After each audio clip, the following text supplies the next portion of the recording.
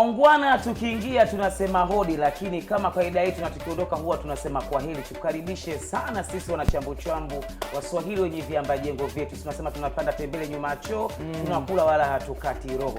Tutakujiuliza hali yangu ikoje? Mimi namshukuru Mwenyezi Mungu, chumba changu cha moyo kipo pale pale. Akijasogea wala kuama, lakini kupe pole wewe mwenye madhira ya hapa na pale. Aidha unajiuguza au umefiwa, ni moja hapo ibada Mwenyezi Mungu anakupitisha. Ushizike sana ndugu yangu kama vile stand by scale, ukajiuliza ukajiumiza kwa ajili gani mimi? Matatizo yote mimi, lakini nikwambia siku zote kuumwa ni nini? Somo ibada. Ni ibada. Karibu sana. Yes, kama kaida yetu Waswahili wenye viamba jengo vyetu tuko hapa. Niko na Somo wenye wali wengi Tanzania na 1 mpaka 5 ndio changu Rashida Wanjara Somo Kigori. Somo ambaye Minal Ali sio Minal Mbabai. Somo Shamsia Minal Turi. Habari watu jua dali. Somo ambaye inabadilika za guest. Sio mnanielewa. Kwa uzuri kabisa. Lakini nyuma kamera iko Jester, lakini kwa uzuri usisahau kusubscribe, kubonyeza alama ya kengele notification wa kwanza kupata update mbalimbali. Lakini leo uzuri wake bwana, ndio chambu kwenye kilinge chetu hiki cha Swahili. Tuko na Mswahili mwenzetu. Mambo ya kujibaka tumepumua ukweni hatuna. Tunajiachia kama ndege tausa Ikulu. Habari ndio hiyo. Kuna Waswahili wengine, kuna Waswahili wa kuchomeka, wa kuchovya, na sisi tumezaliwa nao. Wao wamerithi. Habari ndio sisi tuko na Mswahili mwenzetu. Ila Mswahili wetu huyu wakishua. Huyu Mswahili wakishua. Sijui mnanielewa, mnatumanya. Tunakumanya. Tuko na Gladness Kifaruka almaarufu kama Pili Team.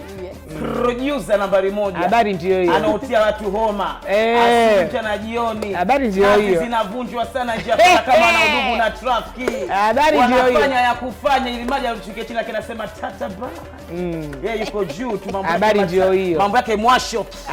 Yako juu. Sio mafupi, ndio kama kiwango cha Desmali. Karibu sana Gladness Kifaruka.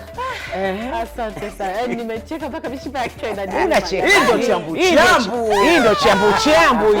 Chambu ya Waswahili. Wa moto sana ndugu zangu. Naogopa. Usiogope. Sasa kwa Swahili zetu tuna mira na desturi zetu. Sisi kama alivyosema Somo Rashida kwamba tunabadilika kama funguo za gesi. Na unavokuja ndio unavopokelewa. Unapoondoka na ndio unavoagwa. Habari ndio leo mmeniambia mimi wakishua jamani. Wewe wakishua. Kwanza rangi moja mwili mzima. Si unanielewa? Sio mbaga rangi tatu. Sio mbaga rangi tatu. Mambo yake screen mwenzangu. Sio chai ya rangi wala chai ya maziwa. Asanteni sana, nifurahi kualikwa hapa. Ndio. Kwenye kipindi hichi, yani ni hatari. Mimi kama Mswahili, naweza kama Mswahili wakishua, lakini mavazi hayo bwana, ila hapa anichanganya. Kamlomo kapo. Anichanganya bibi. Kwa hapa.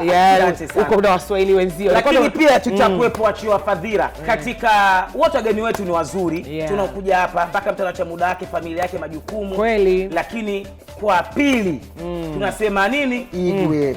Ameweza mpaka ameweza tena. Anarara wala anachunusi kunyanzi. Habari ndio hiyo. Umefika kwa wakati. Yaani kitu ambacho kilichopo pamoja majukumu yako, lakini umejigawa kama vile mabewa ifaka kufuata mipunga. Umefika kwa Swahili zio. Unatuangusha. Zero distance. Yaani maua yako lazima chukue kwa hayo kwanza. Tunakushukuru kwa sababu ni wachache sana ambao wanafika kwa wakati huo. Mtu unaweza kumwambia saa 2 asubuhi, yeye anakuja saa 5 saa 6. Kung'oa jino. Ndio. Daktari kashaondoka. Sijui unanielewa. Kwa hiyo kwa hilo kwanza tunashukuru na tunakupongeza. Na hongera. Asante. Pili tukianza, sisi tunakufahamu sana. Umeanzia mbali, milima na mabonde mengi umepitia, lakini bado mwanamke mpambanaji umesimama.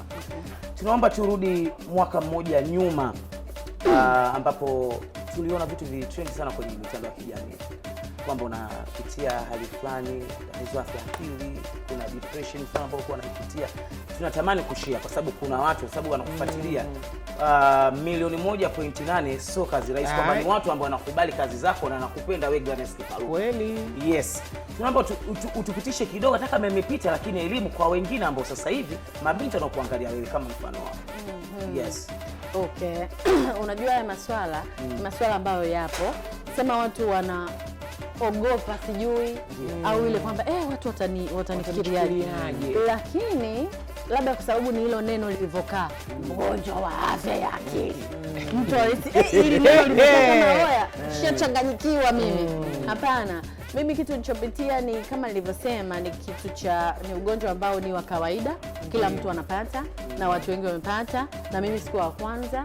Wamepata watu pia kwenye mastaa walipata watu wengi, lakini waliokuja mbele na pia niliona mfano wao, alikuwa Rosary, alikuwa Mange, alikuwa Zikuti amekuja baada ya mimi.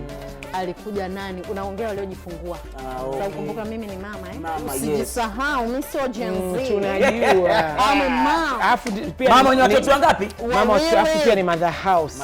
Wawili. Mama ambaye anamiliki mume. Basi. Kwa hiyo naongea kwenye wasanii ambao walikuwa wamepata huo ugonjwa baada ya kujifungua. Mtu aliotoka mbele na mimi nilimwona alikuwa Rosary, Vanessa Mdee pia alitoka. Na mimi nilipofika ule muda nikaa napitia, najisikia yani ni mawazo ambayo hushare na mtu. Hata wewe msongo wa mawazo unao, wewe afya ya akili unayo. Unajua ni nini? Pale ambapo una mawazo, umewaza na hujamwambia mtu, huo ni msongo wa mawazo. Ndio hiyo. Kwa baadhi hivi vitu vinawapata watu ambao sio watu wa kushare mambo yao. Sio wale watu wa kufunga mambo yao, sio wale watu wengine sometimes wana mdomo kama cha ijaba. Mtu ana lake roho. Sio mwepesi kutoa mambo yako. Hicho kitu kinaweza kukukuta. Kwa hiyo jaribu kuwa na rafiki yako, shoga yako. Although hakuna mtu wa kushirikiana naye mambo yake au kumwambia mambo yako, kwa sababu watu wengi siku hizi mjini kila mtu anabeba mambo, anayapeperusha na kuambia kama popo mbili za vuka mto, mambo yako na kukutana hadharani. Worldwide. Mimi baada ya kujifungua nilipata hiyo ugonjwa, lakini namshukuru Mungu nilipitia. Ile siku ambayo ndo mliona mtandaoni, ile ilikuwa ni baada ya mwaka mmoja. Sio kwamba ndo muda ule ndo nilikuwa nasikia sijui nini. Mimi ilikuwa ni mwaka mmoja. Ile siku ilikuwa hivi, kuna mtu mmoja anafanya kazi za saluni na ni maarufu, mtu wa saluni maarufu. Alitoka kujifungua. Yeye ndo alikuwa anataka kumtupa mtoto. Akamweka chini mtoto, anataka hajisiki. Sijui unanielewa. Mimi ndo mtu ambaye yani mimi nampiga naye story, namtukana cha hivi, na mchana udugu wako. Ila sio sana, na tunafanya mambo nikiwa labda nataka huduma zake za saluni. Kwa hiyo akaniambia, nikawa kumsaidia. So kumsaidia nikabidi nishare na watu, ndio nikatoa mfano wangu kwanza, kwa sababu namstiri, siwezi nikaanza kumsema. Nikabeba lile janga lake na kuwala kwako. Afu pia nina experience, ndio nikafanya ile swala. Nikasema muwe mnajulia watu. Nilianza vizuri, muwe mnajulia watu hali. Siku nyingine watu waliko hivi sio hivi. Nakumbuka mimi nilipitia lakini jinsi wa Tanzania wanapenda kichwa cha habari, wakaamua kufanya wao wenyewe. Hivi cha kwanza watu walisi ni nini labda? Walisi imekuwa chizi. Kumbe. Chizi anajisikia. Na kuna wengine pia walikuwa ni wanafurahia, wanajua yani hapa ndo huyu tayari takataka bombe, takataka tupa kule. I'm here. Darling, I'm here. Na utaendelea kuwepo. I'm here. Mtu wa kwanza kabisa alikopo ni nani katika watu ambao wa karibu wako? Kwa sababu usema hali hiyo kwa marabidi ukipitia lazima uwe na mtu wako wa karibu kumshirikisha. Ingawa kweli hapa kuna watu sasa hivi urafiki wetu udugu wa chujio, habari chini na nafaka juu makapi. Sasa hapa wewe ulimshirikisha nani? Labda ulimshirikisha Official Nandi udugu wako, au ulimshirikisha Amigel mambo mwandishi habari zetu, au ulimshirikisha nani? Mwanzo nilimshirikisha yeye, lakini unajua pia huwezi kuelewa kama hujapitia. Kwa hiyo nilimshirikisha na tukaongea, lakini sikuwa nimeridhika. Hapo bado hajampata naye.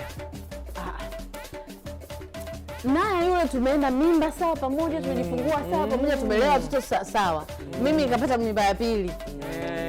Akalea mimba ile na jina akatoa, akaendelea Sasa yule mtoto wa pili. Kwa kwanza. Kwa nini tuko mama, wakati tuko tu mama. Lakini baada ya pale nilipokuja kujua ni pale nilipopata mtu wa kwanza kufunguka, nikaanza kuongea. Nikaamua bwana, mimi nafunguka naye, nitakuwa. Nilimwambia na kuambia nimekubali kuongea. Nimekubali unajua. Nikisikia Fido Dido. Utajua ujui. Hapana. Majengo ya serikali. Hichi kitu angebidi Mheshimiwa Rais aje aingilie. Lakini nashukuru Mungu, usimwazie mtu nikiongelea.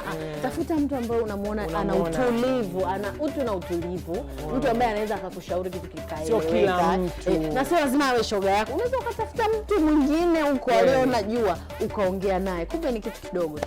Basi hiyo mimi nilikuwa nimepona siku ile, nilikuwa na mwakilisha mtu. Kilikufunza nini kile kitu? Nimekuja kugundua kuna watu wengi wanapitia hayo mambo. Nikikuonyesha DM yangu hata sasa hivi. Nimetoka kujifungua dada pili, nasikia kujiua. Nimetoka kujifungua nasikia nimtupe mtoto. Nimetoka kujifungua sijisikii. Nimetoka kujifungua sielewi. Napitia hali kama yako. Kwa hiyo nilichokuwa nafanya, namwambia nipe namba.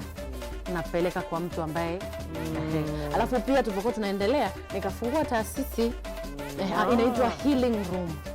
Hii sina haja ya kuitangaza kwa sababu haihitaji matangazo. Inahitaji kusaidia wale watu ambao wameguswa. Kwa hiyo wale ambao wameona kwamba okay, huyu mama mwenzetu tuko naye tokea ni kiswaswadu mpaka sasa hivi ni mama na kuna 1 2 3 tunaweza kujifunga. Wanakuja DM, nikimaliza na mtransfer. Baadaye anakuja kuniambia ndugu yangu asante. Kuna wengine wako tayari kunielezea. Kwa hiyo kuna mwingine nikiona shida yake hii mimi nimeguswa, namsikiliza, naenda naye namsaidia. Basi mashaallah. Kwanza hongera pia kwa hilo. Sio kazi rahisi. Sio kazi rahisi. Nimegundua yani watu wengi wana msongo wa mawazo. Na kitu kingine jamani, hakuna watu wenye msongo wa mawazo kama wanaume. Hivyo siku tutaamka tukute wanaume wote wamejiua jamani. Na wanaume pia. Kuna watu wanaitwa wanaume. Wanaume wana msongo wa mawazo. Wanaume hawa wanachopitia kwa sababu mwanaume macho soma. Nimesema wanaume. Kwa sababu mwanaume ameshaumbiwa ile kwamba wewe ndio kichwa cha familia. Wewe ni mwanaume una koromeo. Haya mwanaume kashachanganyikiwa, amwambie nani? Hana wa kumwambia. Mwanaume anakosa chumba cha kwenda kutoa yake ya moyoni. Anayatoa wapi? Ndio maana wajane wengi kuliko wagane. Masingomaza mtajia. Hilo nalo hili ni tena neno zito. Ya kwako upande wa mume wako, ya mke wako, yote wabebe mwenyewe kazini. Mwanamke tena ukute ana mdomo kama pakalaba. Tena ukute tena kazini ana stress. Sasa hivi tunaijua mara imekuja imeondoka na kuambia ndugu yangu. Turudi sasa kwenye kujua kihistoria yako kwa ufupi. Wewe na udugu wako Official Nandy, connection ilijenga wapi? Yaani ukaribu wenu, yes, ulianzia wapi? Instagram. Instagram. Mimi ni enzi ile ndo anapanda kila akifanya vizuri. Mimi ukifanya vizuri na kujua sikujui nitakutumia message. Nitakudia. Nimeona content nzuri kali nimefurahiwa. Si mchoyo jamani. Instagram sio yangu. Nitakuwa nafanya vizuri. Ujibu usijibu utajua wewe mimi nafanya lakini leo shambo yangu. Message sent. Kwa hivyo kaanza hivyo zika damu. Unajua tena kuna watu damu watu wapare kabisa. Mpare na Mchaga ni unajua ni wale barabara ni kwa hiyo ndio ikawa hivyo mpaka leo hii ndio sio marafiki sasa ndugu. Tumeuliza hivyo somo ndugu yangu kipindi cha kata hapa kuna kibao kata cha Nandy. Ndio. Mambo yalikopo mengi sana. Somo jambo uliliona jambo lipimake majambo leo. Wewe tena kujizimishaga data data hiyo kwa mambo ya short hapa. Ndio go ila huko kama jamani. Hebu nikumbushe ile swala la Dennis kwa nasikia pale kwa kibao kata.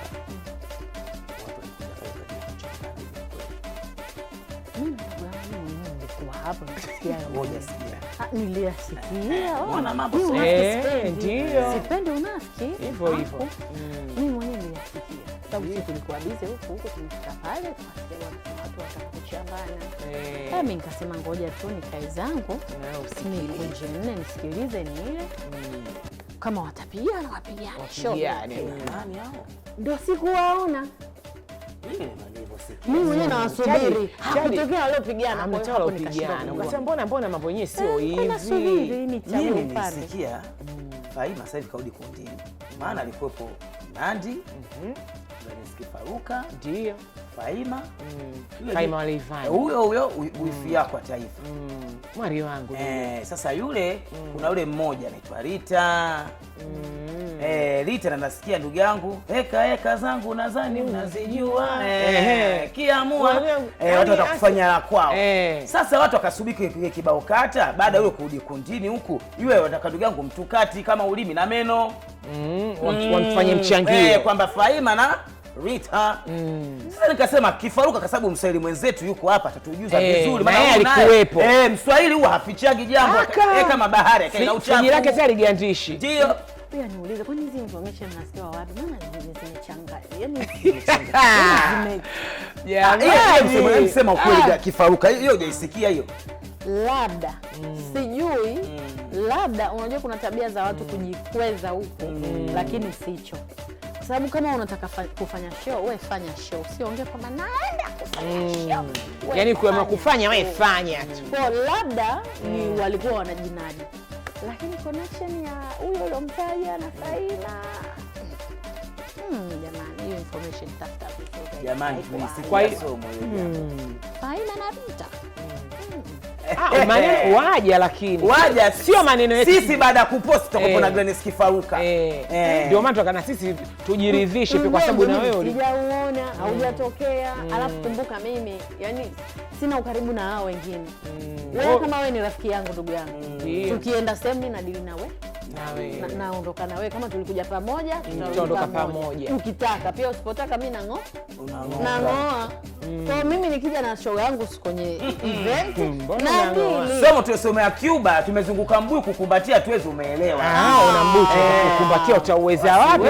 Wameushindi wa kale, utauweza wa sasa. Mimi ndio nawafungulie code information, nimechanganya watu mnawataja na hiyo information unahitaji. Kwa hiyo tupe code, maana tukasemaje wewe unajua, sisi tumejua haya juu juu. Sijui. Sasa Glenys Kifaruka unatunyima na niliu yangu mimi nakupa ya watu. Sasa ndio tunalisema tu udugu, kwani kuna ubaya gani? Ndugu yangu si alafu show tumefanya kibao kata mwaka jana. Sisi tukakuja kuona, hatuja kuona. Maana kuja kupiga hapa tunakupunga kama majini Maimuna, makata tunampunga hapa. Na hiyo mikabuli yetu msichokijua, na ugonjwa